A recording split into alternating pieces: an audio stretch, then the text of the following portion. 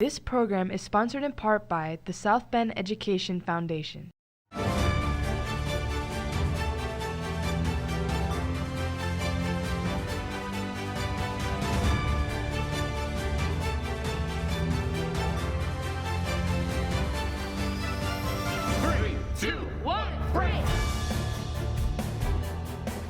Welcome to The Break, your news and weather in under 10 minutes. I'm Alex Love from Riley High School. And I'm Lakai Brown from John Adams High School. Now for our top stories. A law has been passed in the Indiana State House restricting the use of cell phones in class. Please respect your teacher's cell phone policies, which may have changed since the last year. Students are still required to use clear backpacks. Those with regular backpacks must leave them in a room in the front of the building. We had two incidents last year where firearms were located inside the school. So what the backpack does is just provide some sort of transparency where we can see through bags. Vape detectors have now been installed in school bathrooms to ensure that students aren't vaping in between classes. The merging of Clay with the other three high schools has caused our buildings to be more crowded than in years past. Riley now has a student population of 1,300 and Adams has a whopping 2,100. This is causing chaotic hallways.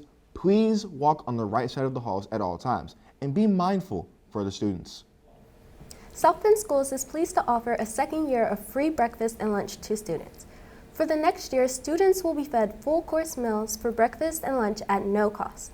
Superintendent Dr. Todd Cummings says he's thrilled to continue the district's commitment to making sure every student has access to healthy food every school day.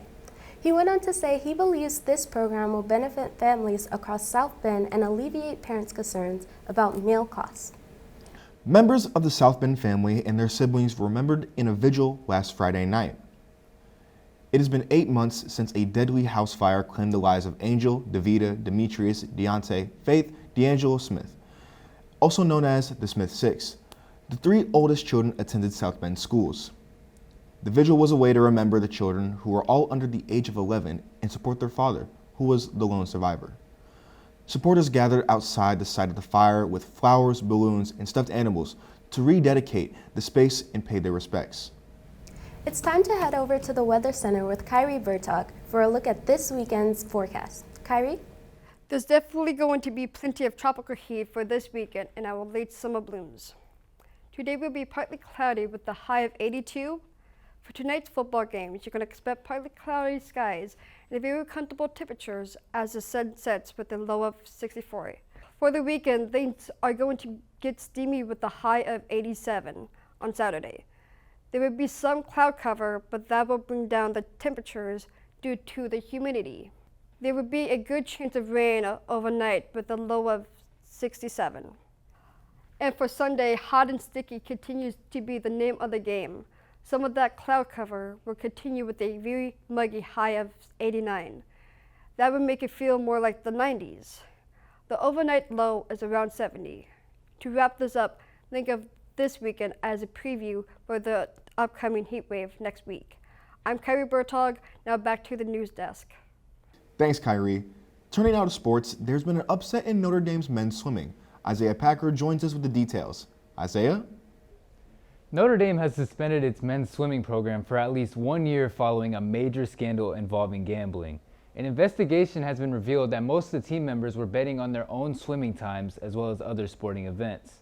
Gambling is against the rules of the NCAA, especially when it involves a student athlete's own sport. The investigation also found that the team had a concerning culture, with multiple members making derogatory and disrespectful comments in their group chats. The coaching staff, led by head coach Chris Lindauer, was not found responsible as they were unaware of the gambling. The suspension will give the athletes a chance to transfer to other schools before the next school year starts on August 27th. Notre Dame's women's swimming and diving teams, as well as the men's diving team, are not affected by the suspension. Moving on to South Bend schools, the Adams Eagles varsity football team will take on Culver Academy this Friday. The Riley Wildcats will take on Hammond Bishop Knoll, while the Washington Panthers host Hammond Central. This is a big Friday for South Bend football. Now back to the anchor desk. Thanks, Isaiah. Before we go, we're sending birthday wishes as another baby sloth was recently born at the Potawatomi Zoo. The mother tofu has given birth to her second baby. Both mother and baby are reportedly doing well and bringing joy to the zoo's visitors and staff. The birth marks another successful addition to the zoo sloth family, and Tofu continues to be a nurturing and attentive mother. That about wraps it up for the break. For more on us, check out our abbreviated version of the break in Spanish. Visit sbstvradio.org. I'm Alex Love. And I'm Lakaya Brown. Have a great weekend.